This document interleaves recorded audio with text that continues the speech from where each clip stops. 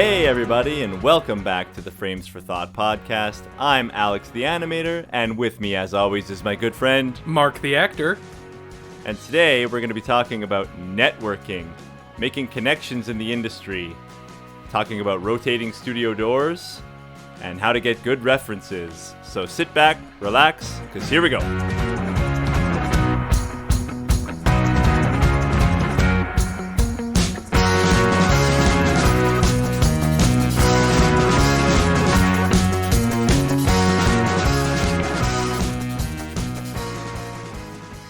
So let me just start this one off by saying that networking might be one of the single most important things that you can learn how to do in a creative field. A lot of the time, connections that you make, or connections that you know, or a connection through a connection can lead to an opportunity that could, for better or for worse, change the course of your career entirely. So I'll give you two examples right out the gate. One is my first job. I think we talked about this early on in episode 2 and then probably a few times after that. But when I got my first job, it was because I had an industry connection through one of my teachers who recommended me to a studio. And that's how I got my first job in the industry. That was my foot in the door, so to speak. And I've been able to keep my foot in the door and kind of push my way into the room since then. The other is more of you're out of school and you're working and now you're trying to make connections at your job. I remember the first time I got invited to a Halloween party outside of work from people at work. And I was still so jazzed about animation. It's all I wanted to talk about. I couldn't believe I was working in animation. So anytime that I opened my mouth, it was animation this and blah, blah, blah, technique that and da, da, da, da, da. And I'll never forget, I was introduced to a senior animator at one point at this Halloween party, and I was talking to him about animation technique, and he literally, like, two-handed, be like, whoa, whoa, whoa, we're not at work, man, like, let's not talk shop. And I had to pause and think, well, what else do we talk about? I didn't know. I was this little greenhorn in the industry.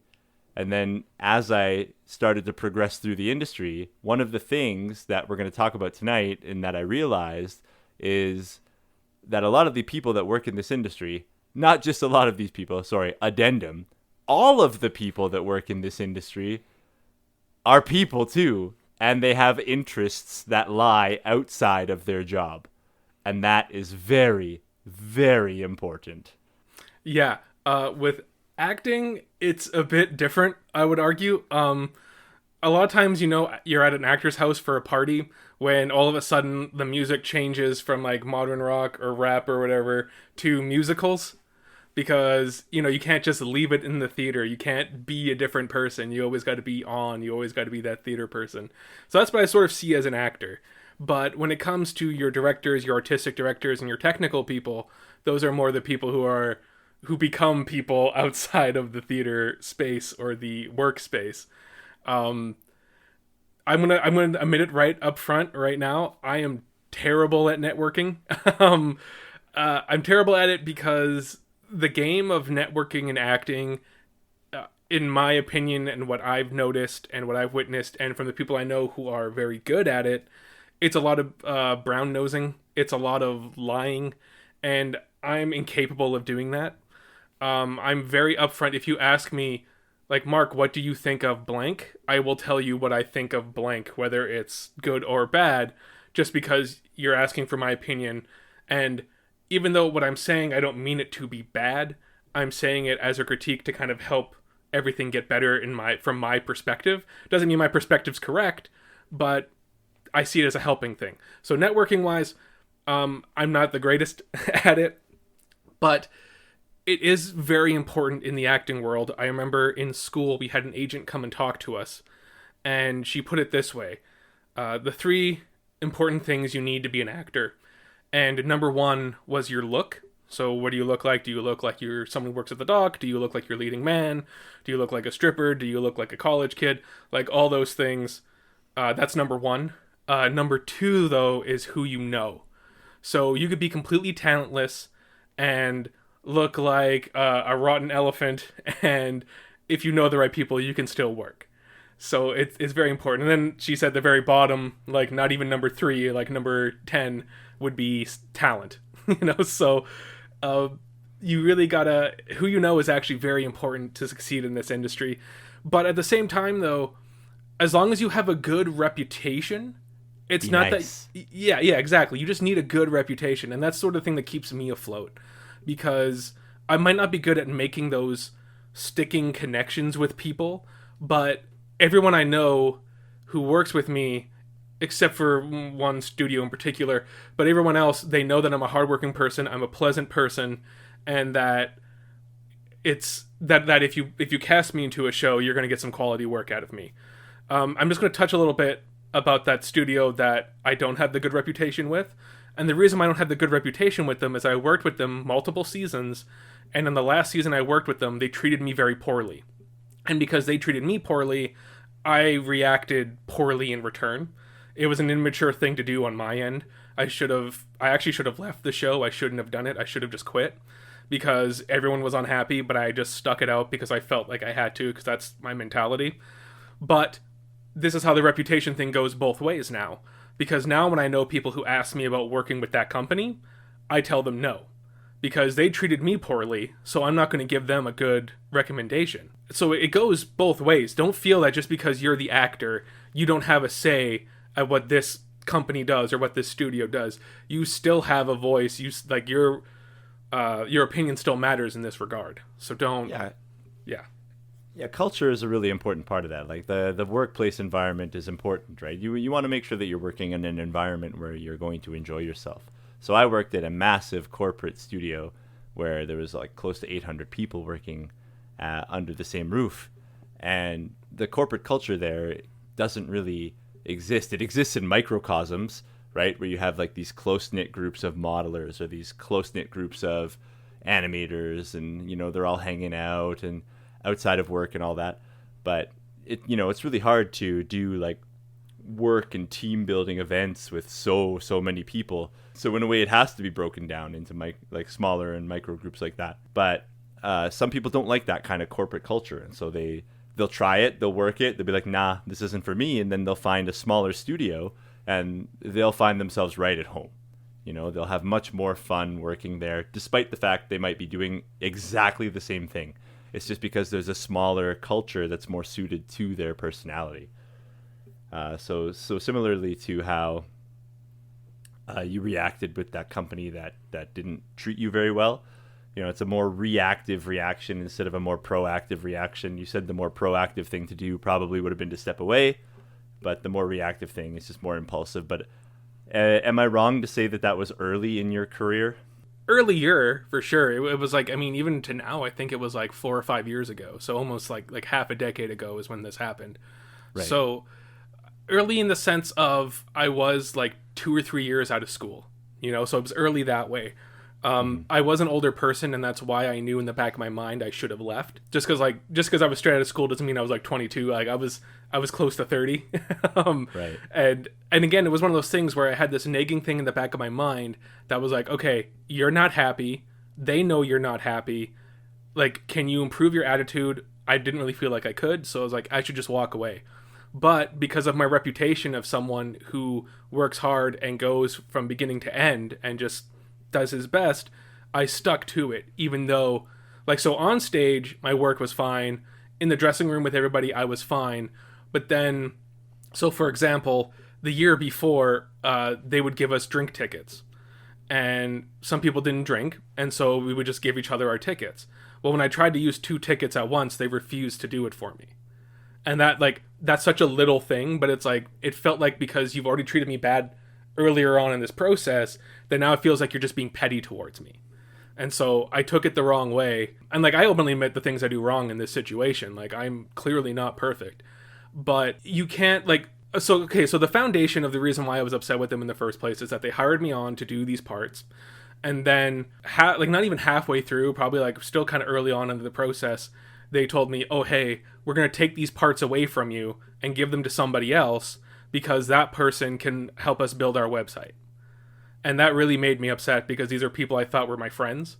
And I felt they treated me very poorly. And the guy that got to replace me, he couldn't even speak. he had no presence on stage, so I felt like my part was being taken away for somebody who had less talent, but because of what he could do, which is actually kind of some advice if you're an actor who knows web design, who knows graphic design and such, like use There it. were kickbacks. Yeah, exactly. Use it. I mean, I will openly admit I probably got a bunch of jobs because I could do the fight choreography for them. So use it if you have it. So it's not a knock on that actor. Like even though I'm saying this because I felt like I was kind of knocking him, but it's not a knock on him. It's the company who did that to me that made me upset. These people I thought were my friends, they treated me poorly, and then my ego got hit, and then I wasn't having a good time at all now because they still expect me to be at every single rehearsal, but they reduced me just down to the second act for 2 lines, and it's like, why do I have to like give away all my weekends now for nothing, for literally nothing? It was upsetting to even show up. Yeah, exactly, because then I see this person not doing as good of a job, and all this work I put in beforehand is now all thrown out, and so I felt very disrespected, and I should have. My brain told me leave, but then another part of my brain said, well, Mark, you're kind of well known for showing up, doing a great job, seeing everything through, and leaving. And so I felt like I had to stay, but I really didn't. The more professional thing to do and the more adult thing to do in that situation was for me to leave. Because then something as stupid as the bar ticket thing made me upset when it shouldn't have. Like, it just shouldn't have. But it did, because I was already upset from the groundwork from before. Right. It was kind of like the straw that broke the camel's back. Exactly. Well, and that's just one example. There was a few other things, but it's just the one that I'm personally embarrassed about. So that's, again, I'm going to show how immature I am by just fully admitting how immature that move was. Sure. I'm gonna insert a little teaser in here, and Sure. we can kind of revisit this down the road, but we'll talk about the Black Cauldron and the production woes that Disney faced with the Black Cauldron and the Chronicles of Prydain. We'll come back to that because there's a lot of underbelly kind of seedy things that happened at the Disney studio that ultimately led to the Black Cauldron. It wasn't a critical flop. It was anything but there were a lot of problems that came with it. But I'm going to try to steer this back into networking a little bit because I've been doing a lot of portfolio reviews lately, and every time that I meet with a student from a particular college, I'm always greeted the same way. They'll get me onto Zoom, or they'll get me onto Discord or Google Hangouts or wherever it is we're doing the portfolio reviews because of the pandemic, and I'll say, hey, how's it going? And, I'll try to have like a brief little conversation with them before we dive in and start ripping their work apart kind of thing. And I'm constantly hit with, hi, I'm so and such. I'm aspiring to be a this and a that. And like, maybe it's out of nervousness and, they're not quite sure how to approach somebody from the industry. But it hits in the back of my mind in the same way that you were talking about, where it's like, I was like this at one point, where I was so nervous around other industry pros that this is what I've rehearsed. This is my scripted piece. This is what I'm supposed to say, kind of thing. But I'll bring it back around to, we're people too. I don't always like to talk about animation. When I'm off work, there are plenty of other things that I like to do.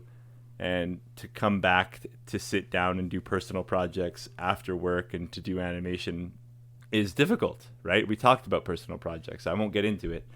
But when you're trying to talk to somebody, just remember that they're people. They're a person. They have interests outside. You don't have to do something scripted or can constantly introduce yourself as a student or I'm an aspiring 3D animator and this and that, unless it's really explicitly asked for. If there's a format that your college is asking you to go down, just try to find some common ground. It's funny that a lot of the stuff that we talked about before kind of gets brought up, but I'm going to say, if you like the Spider-Verse or the Mitchells versus the Machines, you like Titanic, or you can't stand the way that George Clooney acts on screen, those are things that you can bring up, and you can often break the ice really quickly by finding that common ground, being like, I loved the Mitchells versus the Machines, and one day I want to be able to work on a project like that. You don't have to sound so rehearsed all the time, because really, directors, producers, all these people, yes, they know about the animation and they know that you're an aspiring animator. When I'm doing portfolio reviews for you for animation, I know that that's what you want to be. So you don't always have to tell me that you want to be an animator. I mean, it's pretty explicit. So you don't have to be so stiff. I guess the advice is just try to relax. We're not there to spook you. Like we're not going to try to tear you apart. In the same way that Mark was talking about how at networking events he's not shy. It's the opposite. He's very vocal about his opinion, but he tries to be constructive. It's similar with us. We're going to try to be constructive, but we want to not sugarcoat it for you either. We want to make sure that you understand what you're doing wrong or what you're doing really well so that you can build on those things or learn from those things so that you can make them better. So when you go to a networking event or an industry event, it's important to be nice, yes, but you also don't have to take like a rigid cardboard type posture. And I would say when it comes to like actor specific networking events, I personally, when I go to them, I do my best not to talk about what projects I'm doing or what I'm working on. I try to actually find subjects outside of that. And I find when I do that, I find it easier with men than I do with women, because with men, there is a lot of hidden bros in theater. So like working out, sports, video games, like you can talk about that kind of stuff with a lot of guys in theater, and then like the other half of guys you can kind of talk about like comic books and other nerd stuff. I find it harder with networking with women, because typically like all you can really talk about with them is like theater shows they've seen or movies they've seen or TV shows they're watching. And it's just an experience I've had. I don't know how true it is for everybody, but it's just when it comes to networking for me, it's easier to do it with dudes than it is with girls. Another big thing when it comes to networking with actors is sort of like the very first thing when you really kind of do your networking stuff. Schools will tell you to go to the opening nights of all the shows you can, because the whole idea is you go and you watch the opening, and then opening night, all the directors, all the artistic directors, everyone involved who are like more so like everyone who's involved who's not on stage tends to be at the openings, as well as all their like artistic director friends will be there, agents will be there, be a big swab of people there in the industry. And you go to the opening night because once it's done, there's usually an opening night party.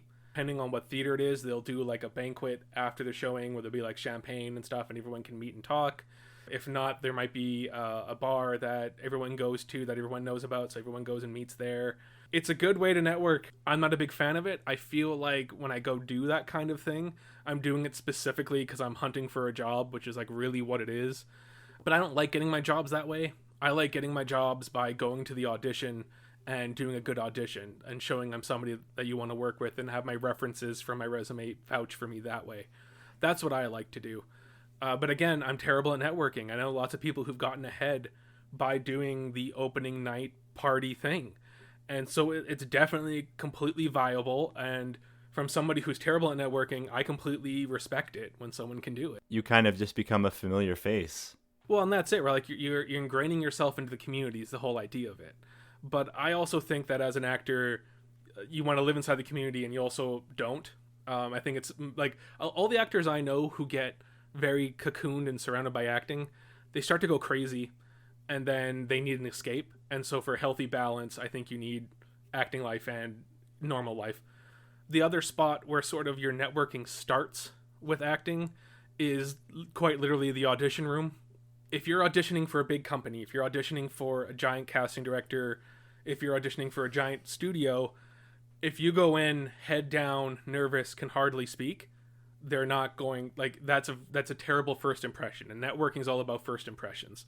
So you want to hold your head up high and do the best work that you can do in that moment in time. And even if they don't hire you, if you do a good enough job, they're going to remember you. And then you can show back. I've had it happen to me where I auditioned for a company 1 year and it didn't go. I just didn't fit their season. Then 2 years down the road, I auditioned for them again and they remembered me. They didn't see me for 2 years. And then I walked in, they're like, oh yeah, Mark, like that name looked familiar. The headshot looked familiar. But now that I see you, like, yeah, I remember you. Like you were the one who did the blah, blah, blah. And I'm like, yeah. And so like that already sets you off onto a good, like, that's a form of networking in acting. It's just having a solid audition. And again, it's not really so much about the piece. Like, you want the piece to be good, and that's a whole separate thing. But there's an interaction from the moment you walk in, and a lot of directors. I don't know if it's a game where they're trying to throw you off, because I remember I walked in for Bard on the Beach here, and I walked in to do my audition, and I was all confident for it. And as soon as I walk on stage, the man auditioning me, he goes, "Oh, you're a big boy, aren't you?" And I was like, who says that? And so it just threw off my brain. And so I couldn't really talk to him, because like my thing is, like, I'm really good with a lot of casting directors here because I can banter with them, and we just have like a nice little chat, and I can leave, and that gets me a lot of like gets me back into the room multiple times. But when something like that happens, it's like I have no idea, like I have no idea who you are, and I'm like kind of nervous about doing this in the first place, and you just threw me off. So I haven't been seeing my Bard on the Beach since then. Yeah, I feel like that's really backhanded. Yeah, it sucked. I don't feel like that would fly anymore. I mean, the tone of his voice is like I knew what he was saying. Like when you're a big dude, you kind of get the difference between someone being mean and somebody just trying to be like nice. But it just wasn't like the nice thing to say. It's a typical. He just saw me and went with the first thing he saw, right? So it threw me off, and I haven't seen them since. It sucks, but it is what it is. And I've gotten a lot of work at a lot of different places, doing a lot of different things. So it wasn't the be all end all. And I have a great reputation with a lot of people here. Well, I mean, you have 3 auditions coming up just this week. Yeah, I got 3 auditions this week, and so I have to get 3 auditions filmed before Sunday morning. That gives me 2 days.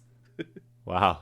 But yeah, with what you're saying there, being good, like you have to do your job well, but it's more important that you're good to work with as well. Yes, 100%. And so you want to be good at what you do, and you want to be good to work with. Conan O'Brien says that the key to success is you show up to work on time and you're pleasant to be around, and that's all you need to do. Like that's right. You do a good job and you're fun to work with. Mm-hmm. Right? And that's not only going to net you vertical results as far as where you place in the hierarchy, but it's also going to get you good references to get other work down the road. Because what you'll find in a creative industry, whether you're working in animation or in some sort of studio, you're a compositor, you're a modeler, you're a rigger, you're a texture artist, code, programming, what have you, right? It's a lot of the time the door is rotating, especially in these larger centers, metro centers. People are coming and going all the time. And so you have to make sure that you make that strong impression when you're there, because people want that person. They want to, when they hear your name, they want to have that feeling, be like, yeah, that's the guy, that's the fixer, that's the one we want. He's the one with the reputation. He built this, he did that. He does this, he's really good at this. We want this guy on the team, or we want to style a whole movie around this guy, right? Think about when Sony was doing Hotel Transylvania, right? They wanted the Genndy style, and they wanted his unique take on these certain projects, and so they based the shows around him.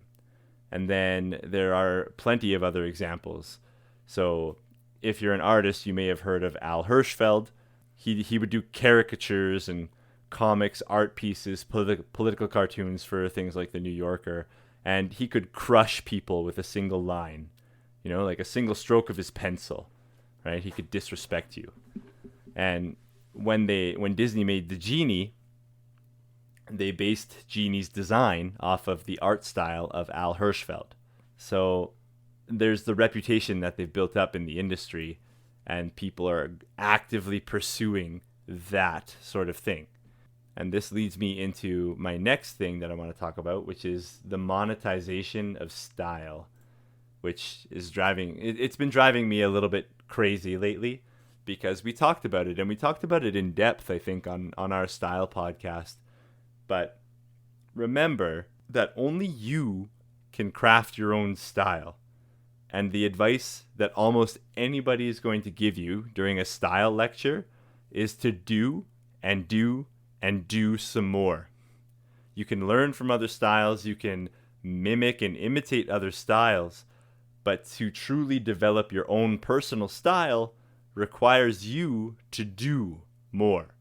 You have to draw or animate or act or whatever it is that you do more and more and more and more and more until it's so recognizably you that it becomes your style, right? And so you could say that about like Disney has a style or did have a style.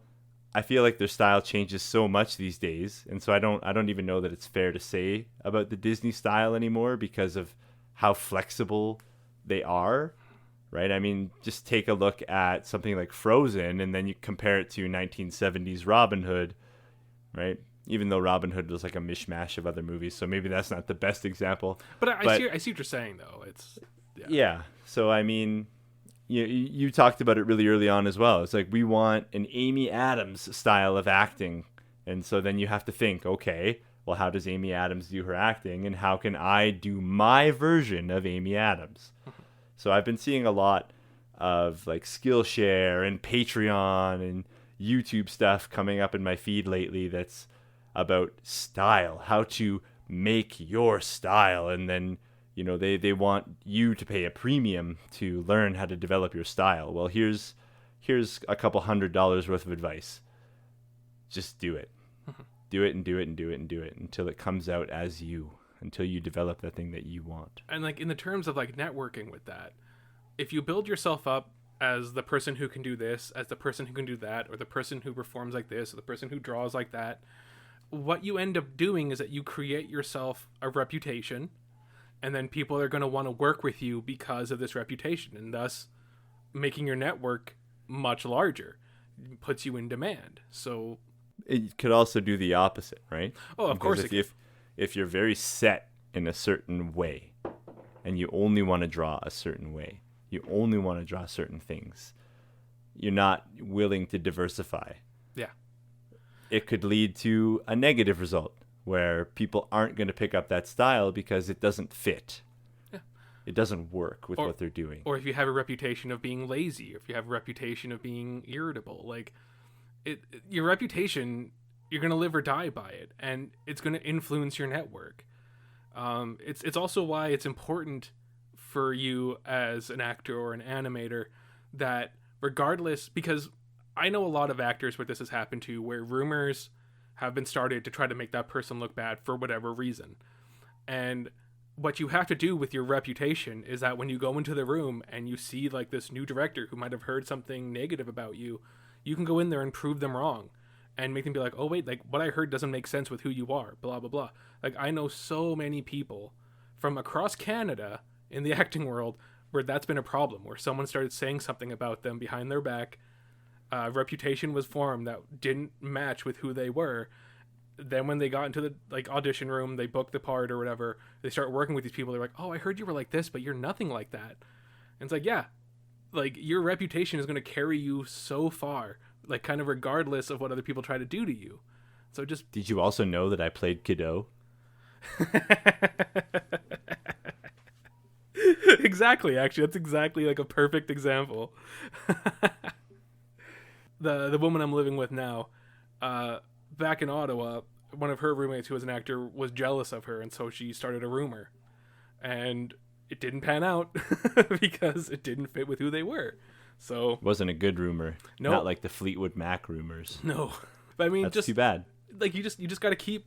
You also have to take that kind of time to kind of reflect on yourself as well, because if everybody is saying the same thing, then there's only one common denominator, and so you sort of had to get that figured out. You can kind of tell when someone's BSing. Like I've had a lot of people stick up for me based on conversations people have had about me, where it's like, no, that's not him at all, because they know me. And so when I hear that kind of stuff, I'm like, okay, cool. So it's just someone's perspective, or someone's is out being malicious, like one of the two things. So just keep your head up above water, work hard, show up, be professional. You're gonna be authentic. Yeah, authentic's a great word. Yes, because authentic. I think that's really the heart of it, right? Is when you're networking, it's important to be authentic. Yes. You don't want to pretend to be something and then get called out on it. Well, I mean, like I'm the type of person who, like, I hate when, and this is why I don't get along with a lot of actors. Like, there's some that I'll just never get along with because I don't like having a conversation with somebody who just comes off as fake the entire time. Like they're just trying to say the right things to get me to like them or to get me to help them. And that's that's the quickest way for you to turn me off of whatever project or assistance you need. It's the quickest way. Just like if you want me for something, tell me up front. And then it's like, okay, cool. Or if you just want to be friends, let's just be friends. Like, you just have to be direct about it, for me anyways. And that's why I'm not really good at going to these opening night networking events, because I can't do that. And here's the thing too, and I'm not going to name names on this one because it's pretty bad, but I've had friends all notice the same thing from one other friend, where she goes to opening night parties and she flirts and gets all over like the 80-year-old artistic directors of these theater companies and these theaters, and everyone thinks she's disgusting because of it. Like, she has no respect in her community of actors because we've seen her do this, and it's not okay. So, like, we haven't seen her help. It hasn't helped her out. You know, she moved from theater into film pretty quickly because it wasn't working, and everyone on her level, I'll say, we all saw it and we were all like, no. Like, this is not acceptable, this is not cool. And so none of us are going to give her a good recommendation just based on that. Because it also feels like that falls out of line with the current push for the women's movement, especially in creative fields. Well, I mean, the women who see her do it are the most offended by it. I believe that for sure. Yeah, like I remember actually specifically going out for brunch with a friend of mine and her getting like red-faced upset by like, I looked over and this is what she was doing, and I was like, whoa. Not to take away from this, but how upper crust do you always feel when you talk about brunch? Oh, dude. I feel like an old British man whenever I talk about brunch. Like, it's not something. It's funny because I actually have brunch a lot. Like, I'll wake up at like 7 a.m. and I'll just like chill out. Like, this is like on a Saturday or Sunday. I'll just like chill out for a bit, read a book. If it's one of my workout days, I work out in the morning, and I actually won't have breakfast until like 12 or 1, just because I get doing other stuff.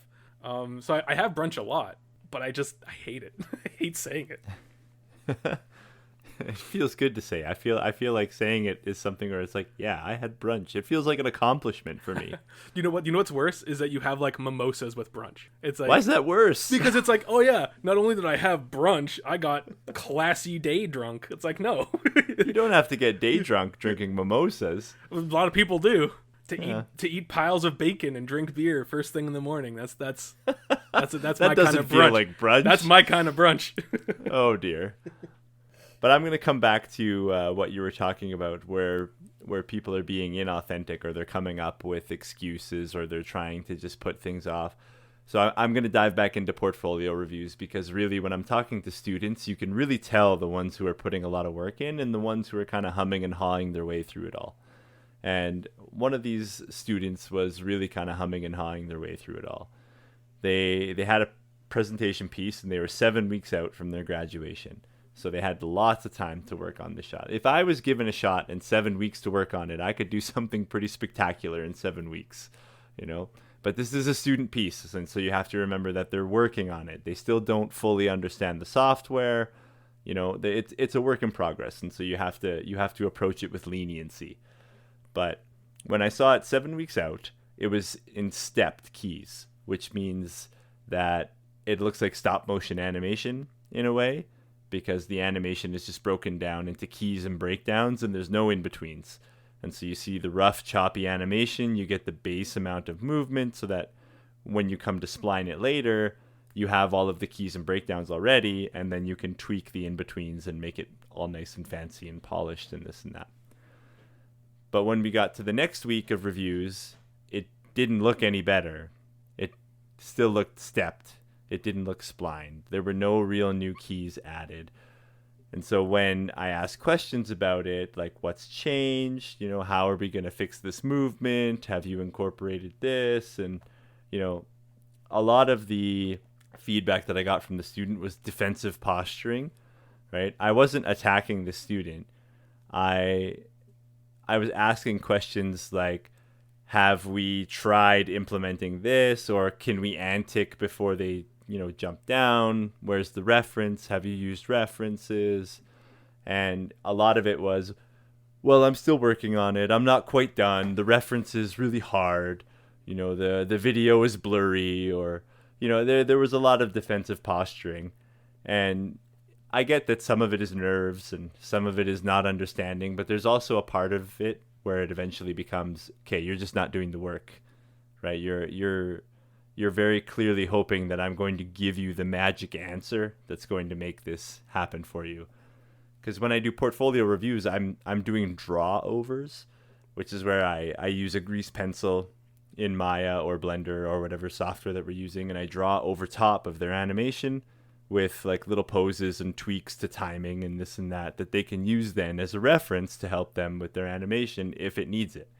And I really felt that the student was just waiting for me to like quite literally give them the layout and the outline for this series of actions that they needed their character to do. But I try to be careful about that because I don't want to give them the magic answer, right? I don't want to do the project for them. They have to put in the work. They have to put in the effort. Because if I do it for them, then they end up getting a job and they keep that same work ethic where they're really, really lazy. Then that means that their lead has to pick up their slack, or the seniors have to pick up their slack, or other juniors are going to have to pick up their slack. And they're going to be getting paid to effectively do nothing. Right? And that's not fair to your team. And so when you're talking to somebody and you're doing a portfolio review, if you haven't had time to work on the project because you have other things happen, life happens, we understand that. Just say it. You don't have to hide behind it. Be authentic. It comes back down to that, like I needed to pick up a bunch of extra shifts this week because, rent was coming up. I was short this month, or, when I was going to school, I was married and I had kids on the way. So there were some days where I was late for class and people would be like, Alex, you're late for class. And I'd be like, I'm sorry. Like my wife's pregnant. I have slightly other commitments, and people would be understanding of that. I would still get my work done. Yeah. And there would be some times where I would be docked marks because it would be late, but it would still get done. And that's just because life happens, and we understand that. But if you're genuinely not doing the work and you're not interested in it, or you find that when anybody's giving you feedback or constructive criticism, then your immediate need or your immediate reaction is to be defensive and to posture and to try to stick out your chest and be like, no, I've been working on this and this is the right action and this is what people have been doing, then you really need to take a step back and you need to reflect and you need to say, okay, what is happening and how can I get back into this rhythm of working on this? Is this something that I really want to be doing? Is this art right for me? Should I have not started this advanced of an action? Should I have done something a little less? And, that's how you're going to build a reputation with me in portfolio reviews, right?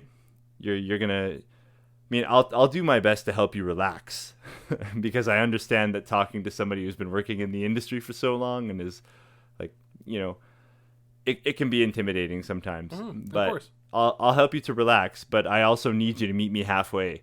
If I'm doing these portfolio reviews for you and you really want the feedback and I'm giving it to you, then you should at least address the notes at least a little bit. Yeah. Give it a shot. On the same sort of spectrum from the acting world, I've heard directors use all these phrases: highlighters, meat puppets, body. This is what a director or whomever, stage manager, will call an actor who all they do is show up and then just say their lines. Like, there's all this homework you have to do as an actor when you get a part. And if you can't be willing to do the bare basics of it, for example, like how old is your character? How does your character walk? How does your character talk? All these type of little things. If you're unwilling to do that or put in that work, they call you a highlighter because all you do is highlight your lines and say them. They call you a meat puppet because all you do is go on stage and they tell you where to move. They tell you what to do. You don't want this reputation. This is one of those things that as an actor is a reputation killer. If directors start talking and they're like, oh yeah, Sam? Sam's got a great look, but I had to do everything for them. They couldn't think for themselves. They didn't come up with anything. They didn't offer anything. No one's going to work with you. Like that if you're at that level, then you have to like go back to school, or you have to rethink everything you're doing, because there's no excuse to not put in the bare minimal effort.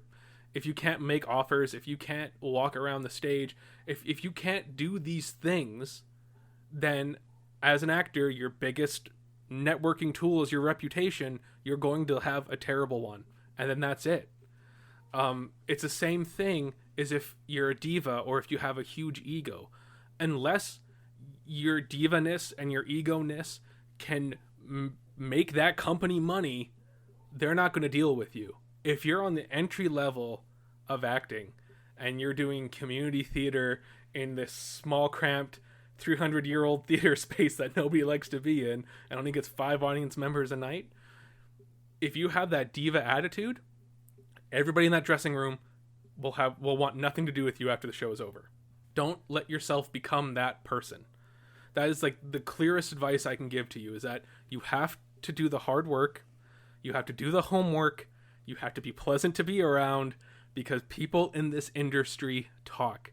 And if they start saying the wrong things about you, but they're correct about it and you can't prove the rumor is wrong, that's it.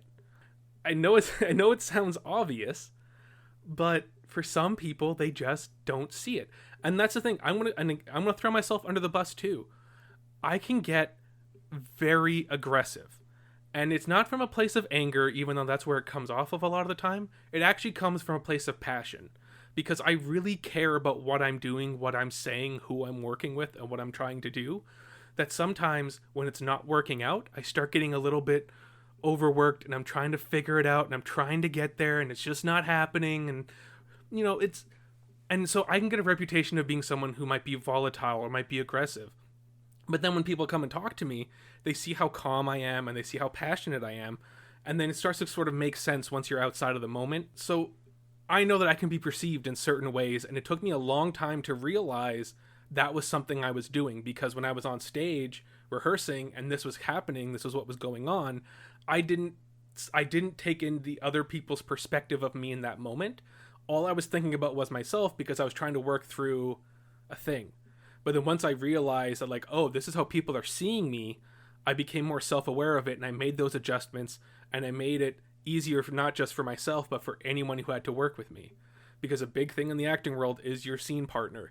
And you have to do everything you can to help them out and make them feel safe and comfortable, because that's how you get your good reputation again.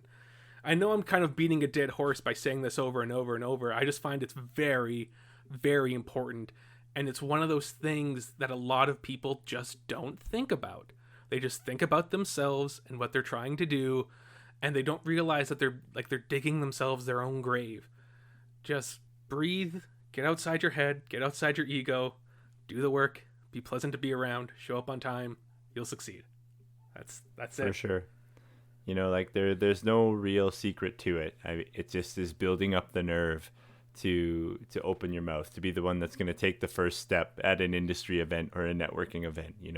You have to be brave enough to go up to whoever it is and say, hello, I'm this person, can I talk to you about this or that? Or have you watched my reel? Have you seen my shots? What did you think? And that sort of thing.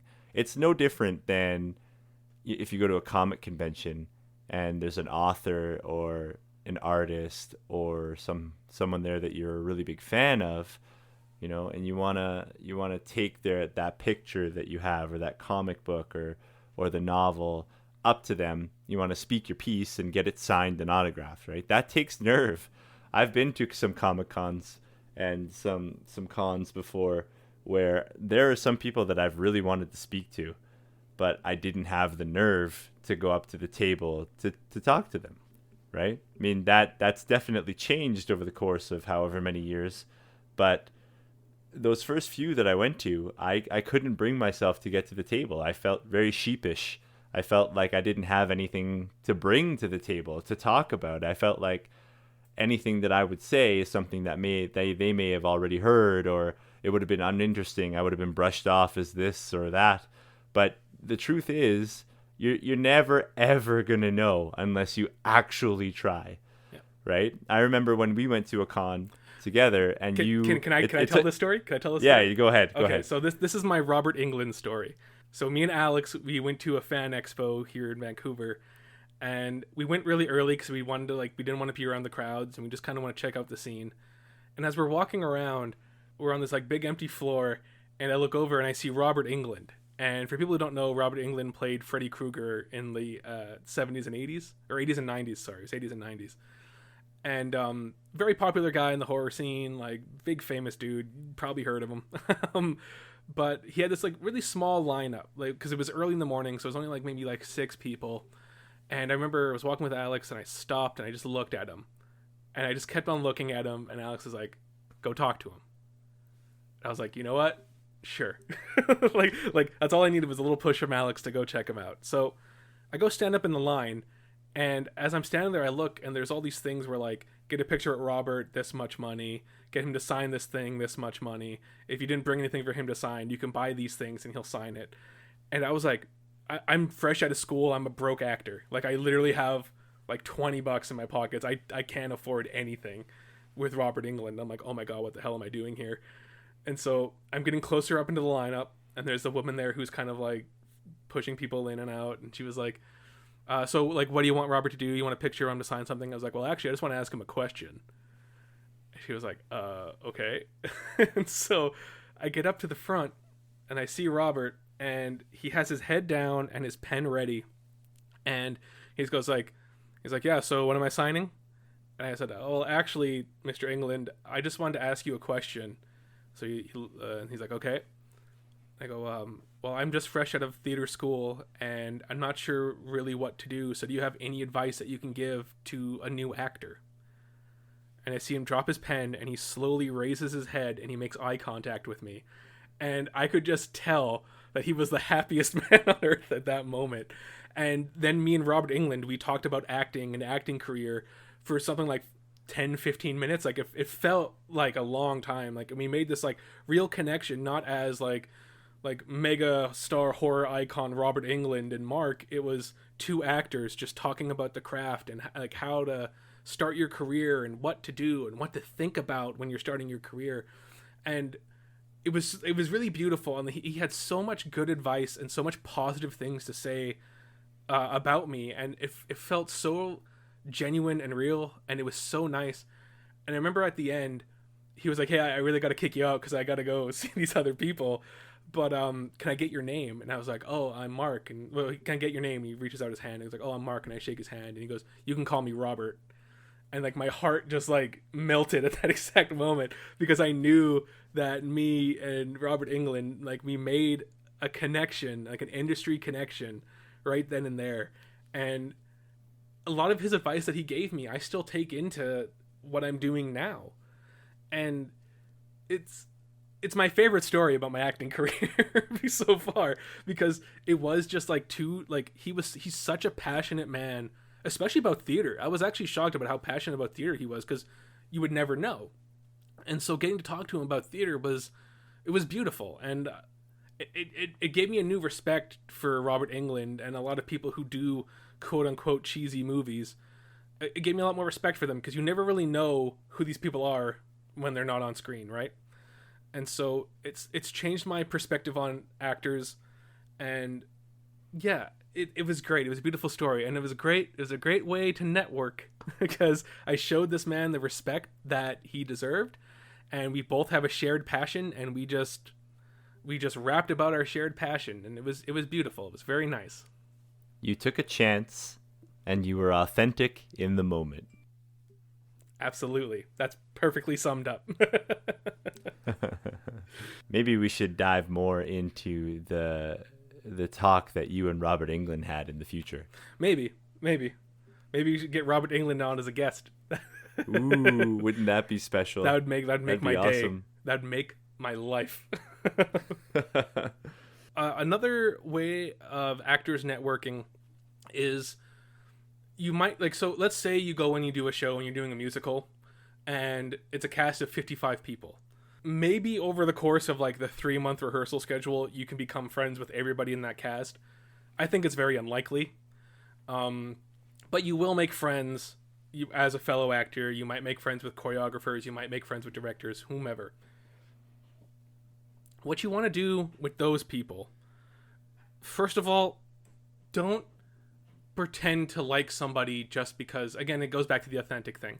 Don't pretend to like somebody for your career. I made a lot of friends early on in my theater time, not just because we did a show together, but we did a show together and we clicked. And that's how you build your own little subset in the community of people. And through making a good connection with that person, they might go off to do another show, and then all of a sudden, the guy who plays the butcher drops out because whatever. And then my friend can go, well, hey, Mark looks like a butcher. Hey, I know a guy named Mark who can do this. And then all of a sudden, I have another gig. So it can work like that. Again, the key secret to it is the authenticness and the genuineness of it. It's not me just being like, oh, you're so incredible, let's be friends. It's literally like, oh, hey, we get along, and we're doing some scenes together, so, like, a connection just automatically forms. Or maybe it forms because you're helping them drive, like, to and from rehearsal for whatever reason. Whatever it is, just make sure it's genuine. That's really the key to it when it comes to networking in theater. I think that's when the long-lasting connections are formed, when it's very genuine, when it's very down-to-earth, when there's no... It's authentic. It's authentic. There's no acting involved, right? Because as actors, and that's a thing too, like, you'll notice with a lot of people I know who are very successful in the acting field, they know when to turn it off. And there's so many people that they get to, like, a certain level that's like high level too, don't get me wrong, but it's not... But they can't grow any further because they can't turn it off. Everything's about them. Everything's about their acting. Everything's about how amazing and beautiful and magical their theater world is, and it just gets tiresome. Like, it's very tiresome. Yeah, it's that two-handed story I was talking when I got to the Halloween party. The guy was like, "Easy, man. Like, turn it off. We're at a party. We don't want to talk shop." Yep. You want to look fun and cool and hip.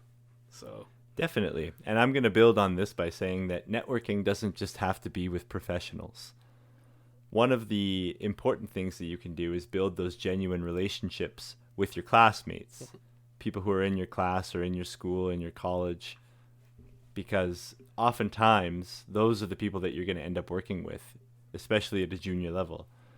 And you don't have to be friends outside of school. You don't have to be comfy cozy and, you know, hanging out at each other's house, you know, listening to jazz music on a sofa. But it is important to be all of those things that we were talking about in the podcast earlier, where you're genuine, you're offering up constructive feedback, you know, and you're being positive and good to work with.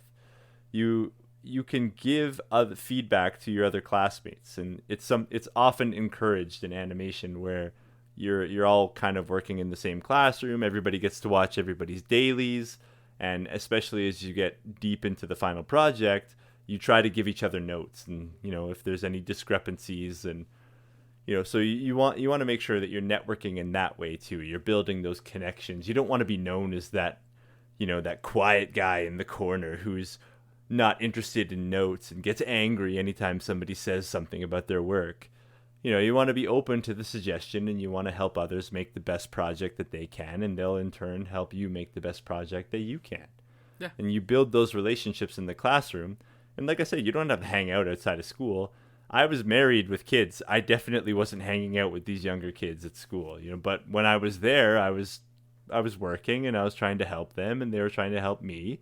And what ended up happening was, when I ended up working in the industry and I started making progression through the industry, I was working with these people, and sometimes I was in the room interviewing with these people, right? They were coming in for a job. I was part of the panel that they had to present to, and I knew their work ethic from school, and I could see their current work coming into the business. And so, you know, all bias aside, the work kind of speaks for itself, but then there's also, you know, you know what you know from school about these people, and so you want to make those strong connections early. And so that's why it doesn't just have to be with industry professionals. It's important to make them in the classroom right away, even with your instructors. at least when I was going to school, most of my instructors were like directors or leads and seniors that were working in the industry. And so when I actually got my first job working on Transformers, a lot of my teachers were directors and co-directors, and some of them were producers on the show. And, you know, so they knew who I was from school and I knew who they were. And, you know, so we had built that network of connections already, and it's lasted even to this day for a lot of them. So, I mean, you know, you want to make those connections early, and you want to make them strong, and you want to make them real. One last thing I want to say from the acting front. Another part of your reputation, and a thing you want to be very, very conscious of, is that just because you're on the stage doesn't mean it's all about you. So do not treat your stage managers, do not treat your designers, do not treat anyone like they're below you at all. You'll be surprised to know this, but a lot of actors will marry designers. A lot of directors will marry stage managers. A lot of stage managers will marry actors. So there's this whole network of people that do the behind the scenes stuff that are directly involved with everything that's going on stage. And if you treat your costume designer like they're garbage, all of a sudden your shoes don't fit as nice, you know? Like, do not be a jerk to these people. I actually have such great love and respect, especially to stage managers. I mean, all the designers put in a lot of work, but stage managers really bust their butt, and they really don't get the love and respect that they deserve. So I always go out of my way to like treat my stage manager like a god, and I am so respectful to them, because all of a sudden something goes wrong during the run, and it's like, well, I can't help you. I don't have the time, even though they have like 2 hours to help you. So just like be respectful. Be respectful to everybody there. Be respectful to everyone behind the camera. Be respectful to everybody backstage. There's no reason not to be, except for you're an egotist and you're a jerk, and that's your reputation. And now all these people who are connected to all these artistic directors and big time actors and all these other people, they're going to say like, oh, you know what? I know Mark auditioned for your show, but my wife, Sydney, who's a stage manager, she said that Mark's a real asshole. So, and then that's it. I wouldn't get a chance to work. Like, it's just that simple. So do not treat your backstage and behind camera people like trash. That is the worst thing you can do. Do not get that reputation. Let's go back to our magic word of the day. So when you're networking, what is the most important thing to be? Being authentic. Authentic. Yep. Yay. Be authentic, be genuine, and be good to work with. Be a nice guy or a girl. You know, you want to be fun and good and all of those things. You're already talented. You know, you're already working hard. So just be a beautiful human being, and you're going to be okay. That's it. Definitely. That's all it is. Okay, I want to finish this with exciting news.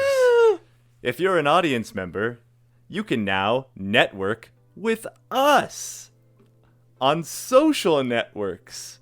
Yeah. So if you want to engage with us on social networks, you can find us on Instagram at Frames for Thought Podcast. You can find us on Facebook at Frames for Thought Podcast. Or you can find us on Twitter at Frames Podcast. So feel free to network with us there, ask us questions, find new episodes and updates about the show. But that's our exciting news. We're excited to share it with you and hope that we get to network with you guys. We will do our best to answer. All right, guys, I think that's going to do it for the Frames for Thought podcast today. So thanks for listening, and we will see you guys on the next one. Or maybe on the social networks. Bye-bye. Bye, guys. Take it easy. We'll see you later.